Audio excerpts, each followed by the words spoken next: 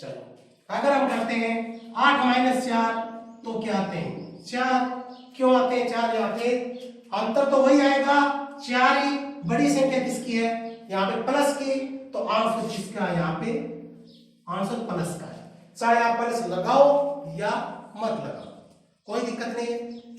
तो प्लस की संख्या में प्लस की संख्या जोड़ते हैं तो हमेशा प्लस की संख्या आती है, और प्लस में माइनस जोड़ते हैं या माइनस में प्लस जोड़ते हैं तो हमेशा कंडीशन अप्लाई है कि कंडीशन के हिसाब से है, अगर प्लस बड़ा है तो आंसर प्लस में है, अगर माइनस बड़ा है तो आंसर माइनस में है। ओके चलो आगे।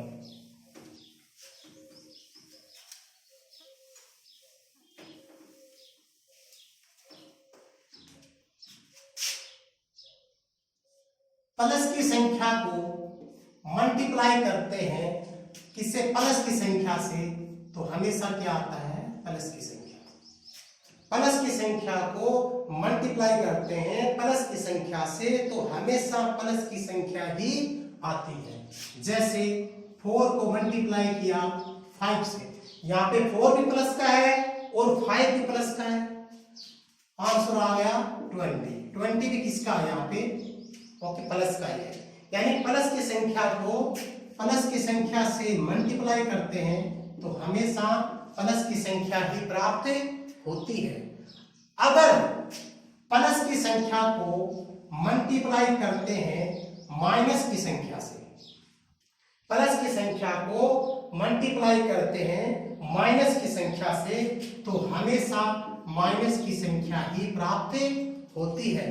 प्लस की संख्या को माइनस की संख्या से मल्टीप्लाई करते हैं तो हमेशा माइनस ही प्राप्त होता है। प्लस की संख्या को माइनस से मल्टीप्लाई किया तो क्या आ गया माइनस। अगर माइनस की संख्या को अगर प्लस की संख्या से मल्टीप्लाई करते हैं तो भी क्या आता है माइनस। चाहे माइनस इधर से आओ चाहे माइनस इधर से आओ, माइनस से जो टकराएगा वो माइनस बढ़े जाएगा। ओके जैसे यहाँ पे ले सकते हो आप माइनस के 5 मल्टीप्लाई प्लस के 4, क्योंकि इसके पीछे माइनस का निशान है तो ये माइनस की संख्या हो गई, 4 के पीछे निशान प्लस माइनस का है नहीं तो वो ऑलरेडी किसकी है वो संख्या प्लस की है, तो आंसर क्या आ गया माइनस के 20। ओके ना, यानी माइनस चाहे इधर से प्लस से टकराओ चाहे माइनस इधर से प्लस से टकराओ, आंसर हमेशा माइनस ही आएगा।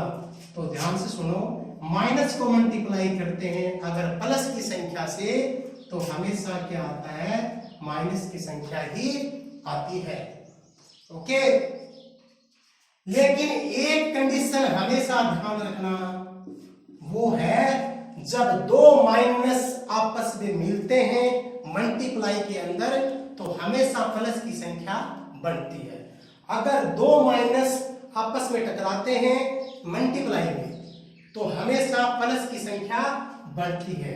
जैसे माइनस के 5 मल्टीप्लाई माइनस के 4, आंसर 20 आ गए, लेकिन माइनस गुणा माइनस बराबर क्या होता है, माइनस गुणा माइनस बराबर लिखना है प्लस आपको, तो माइनस को मल्टीप्लाई किया माइनस से तो हमेशा क्या आएगा आपके सामने संख्या प्लस की आएगी। ध्यान रखना, जब दो माइनस मिलते हैं तो ही प्लस बनता है, दो माइनस मिलते हैं तो ही प्लस बनता है, और दो प्लस मिलते हैं तभी प्लस बनता है। मल्टीप्लाई का नियम सुनना, दो सेम निशान होते हैं ना, दो सेम सिंबल होते हैं तो ही प्लस होता है। दो प्लस के सेम है तो भी प्लस है, दो माइनस के सेम है तो भी प्लस है। अगर एक माइनस और एक प्लस उठाते हैं तो हमेशा माइनस का सिंबल ही आएगा, कोई दिक्कत नहीं है ना। याद रखना, सेम सिंबल होंगे तो ही प्लस आता है, चाहे वो प्लस के दोनों सेम हो चाहे माइनस के दोनों सेम हो तो प्लस आता है। अगर एक माइनस हो चाहे इधर माइनस हो चाहे इधर माइनस हो, माइनस और प्लस जब भी टकराएंगे आपस में तो हमेशा माइनस ही निशान आएगा। रेडी, चलो आगे।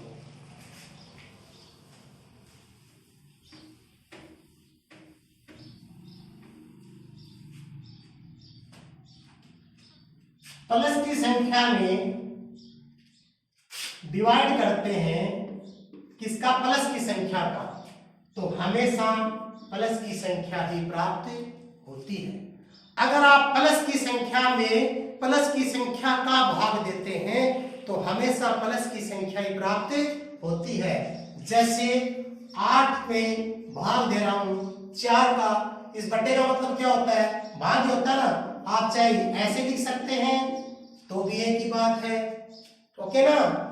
तो 8 में 4 का भाग दे रहे हैं हम, यहाँ पे 8 किसका है? प्लस का है, क्योंकि 8 के पीछे कोई निशान नहीं है। और 4 भी यहाँ पे किसका है?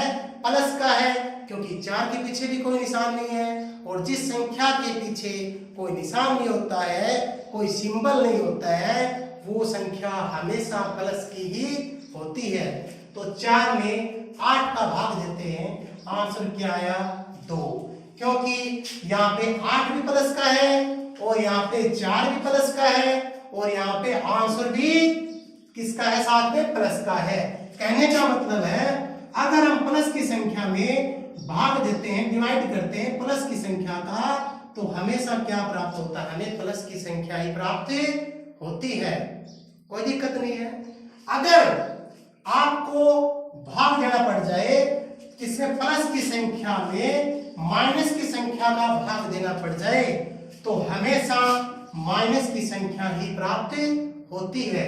जैसे 8 में भाग दे रहे हम माइनस के 4 का, तो आंसर तो वो 2 ही है, लेकिन ध्यान रखना इसका आंसर आएगा माइनस का, क्योंकि प्लस की संख्या में माइनस की संख्या का भाग देते हैं तो हमेशा माइनस प्राप्त होता है।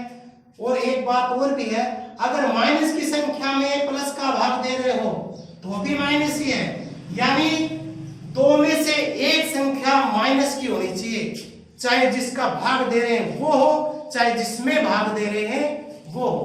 कोई भी अगर एक संख्या माइनस की है तो हमेशा माइनस ही प्राप्त होता है। सेम मल्टीप्लाई वाला सिस्टम है, मल्टीप्लाई में भी एक प्लस था तो एक माइनस था, तो हमेशा माइनस प्राप्त होता है। ये देखो इसमें है ना, ये एक प्लस है एक माइनस है तो माइनस प्राप्त होता है। यहाँ पे देखो एक प्लस है एक माइनस है तो माइनस ही प्राप्त होता है। ये भी यहाँ पे भी वही नियम है, ओके ना। चाहे आप माइनस की संख्या में भाग दो प्लस का, चाहे प्लस की संख्या में भाग दो माइनस की संख्या का, हमेशा क्या होता है? माइनस की संख्या ही प्राप्त होती है। प्लस में भाग देते हैं माइनस का तो हमेशा माइनस प्राप्त होता है। अगर माइनस में भाग दे रहे हो प्लस का तो भी माइनस प्राप्त होता है, ओके। मल्टीप्लाई और डिवाइड दोनों सेम है, ध्यान रखना, सेम कंडीशन है। मल्टीप्लाई में भी वही था, जब तक दो सिंबल सेम नहीं होते, जब तक प्लस नहीं होता। 2 माइनस सेम होते हैं तो भी प्लस, और 2 प्लस सेम होते हैं तो भी प्लस। अगर एक माइनस एक प्लस आता है तो माइनस है, और वही नियम किसके अंदर है? यहाँ पे डिवाइड के अंदर है। अगर डिवाइड के अंदर आपको एक माइनस मिल गया, चाहे इधर प्लस इधर माइनस हो तो भी माइनस है, और इधर माइनस इधर प्लस है तो भी माइनस है। लेकिन एक कंडीशन के अंदर इसमें प्लस आता है, और वो कब आता है? जब आप माइनस की संख्या में माइनस की संख्या का भाग देते हो तो हमेशा प्लस की संख्या प्राप्त होती है। जैसे माइनस के 8 में हम भाग दे रहे हैं माइनस के 4 का, तो ऐसे करते हैं ना, माइनस से माइनस कट गया और 4 को भाग दिया 2, तो 2 यहाँ पे किसका आया? यहाँ पे प्लस का 2 है, कोई दिक्कत नहीं है। दोबारा देखो इनको एक बार, प्लस की संख्या में प्लस की संख्या जोड़ते हैं तो प्लस प्राप्त होता है, प्लस की संख्या में माइनस जोड़ते हैं तो कंडीशन के हिसाब से बताया था, जो संख्या बड़ी है उसी का ही सिंबल आएगा, ओके ना। माइनस की बड़ी है तो सिंबल माइनस का आएगा, और प्लस की बड़ी है तो सिंबल किसका आएगा? यहाँ पे प्लस का आएगा। मल्टीप्लाई में भी बताया, अगर प्लस को प्लस से गुणा करते हो तो हमेशा प्लस प्राप्त होता है, अगर प्लस को माइनस से करते हो हमेशा माइनस प्राप्त होता है, अगर माइनस को प्लस से करते हो तो भी माइनस प्राप्त होता है। अगर 2 सिंबल सेम आ गए, देखो यहाँ पे भी सिंबल सेम है और यहाँ पे भी सिंबल सेम है, यहाँ पे भी दोनों सिंबल सेम है, प्लस प्लस, यहाँ पे दोनों सिंबल सेम है, माइनस माइनस। ऐसी कंडीशन में सिर्फ सेम आते हैं, ध्यान रखना, प्लस प्लस, ओके। अदरवाइज क्या होता है? माइनस ही आता है। और यही सेम सिस्टम किसमें है, इनमें है। अगर प्लस प्लस दोनों है तो प्लस है, और माइनस माइनस दोनों है, माइनस माइनस दोनों है तो भी क्या है, यहाँ पे प्लस है। बाकी एक प्लस एक माइनस आ गया, एक माइनस एक प्लस आ गया तो भी क्या आएगा, माइनस आएगा। कब तक प्लस नहीं आएगा, जब तक दोनों सिंबल से सेम नहीं होंगे, जब तक प्लस का निशान नहीं आएगा। बिल्कुल समझ में आया? इसकी स्क्रीनशॉट लेना और इसको लिखना है, ओके ना, हर नोटबुक में लिख के आप एक बार देखना वापिस और करके देखना, ओके ना। कोई समझ में नहीं आया तो पूछ लेना। अब देखो थोड़ा सा आगे चलते हैं।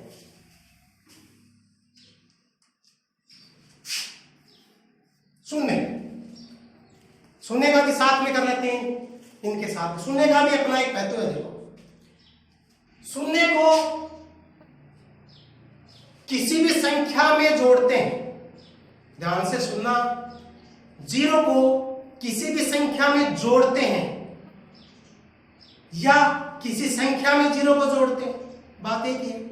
जीरो में कोई संख्या जोड़ते हैं या जीरो में कोई संख्या जोड़ते हैं तो ध्यान रखना उस पर कोई फर्क नहीं पड़ता, आंसर हमेशा वो संख्या ही प्राप्त होती है।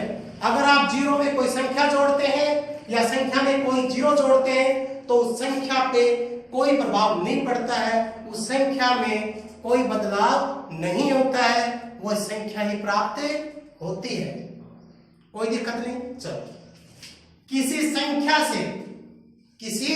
संख्या से जीरो को घटाते हो तो भी संख्या पे कोई फर्क नहीं पड़ता है। किसी संख्या से आप जीरो को घटाते हो तो भी उस संख्या पे कोई फर्क नहीं पड़ता है।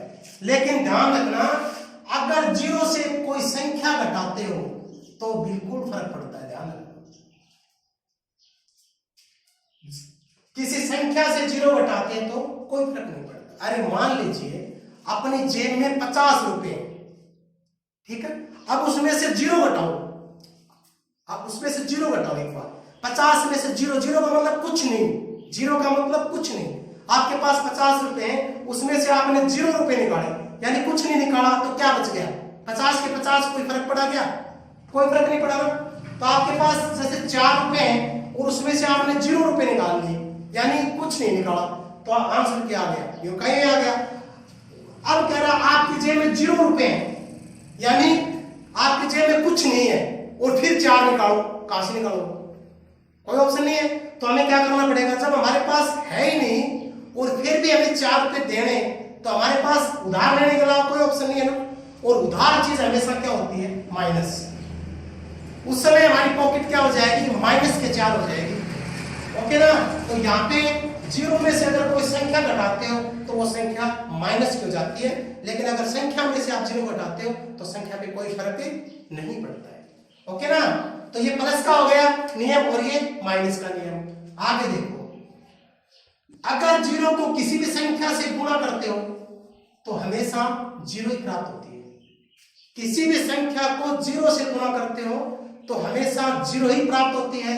चाहे जीरो को किसी संख्या से गुणा करते हो तो भी जीरो ही प्राप्त होती है। कहने का मतलब है जो जीरो से टकराएगा वो जीरो बन जाएगा। चाहे जीरो इधर से टकराओ, चाहे जीरो इधर से टकराओ, जीरो से टकराने वाली संख्या हमेशा जीरो बन जाती है। कई बार क्या हमें कंफ्यूज करने के लिए ऐसे दे देते हैं 2 गुना 3 गुना 0 गुना 4 गुना 5 का मान बताओ। अरे भाई इनको गुणा नहीं करना। आप ये देखो ना मल्टीप्लाई में कहीं जीरो तो नहीं है ना, है तो जीरो है, इसका आंसर सीधा जीरो ही है ना। इनको गुणा करने की जरूरत नहीं पड़ती, क्योंकि मल्टीप्लाई में कहीं जीरो एंट्री कर जाएगा तो वहां आंसर हमेशा जीरो ही प्राप्त होता है। कोई दिक्कत नहीं ना। तो देखो संख्या को जीरो से गुणा किया तो भी जीरो, और जीरो से संख्या को गुणा किया तो भी जीरो। समझ में आ गई बात?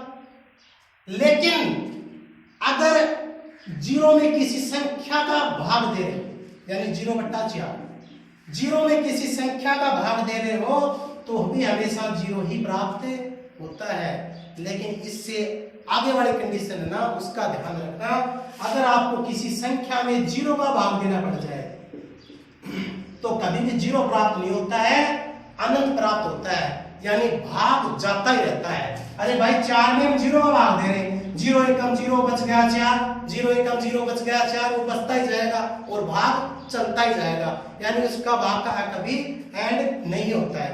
तो ध्यान रखना, अगर ऊपर 0 है, अंश 0 है, तो हमेशा आंसर 0 आएगा, और अगर हर में 0 है तो आंसर अनंत आएगा।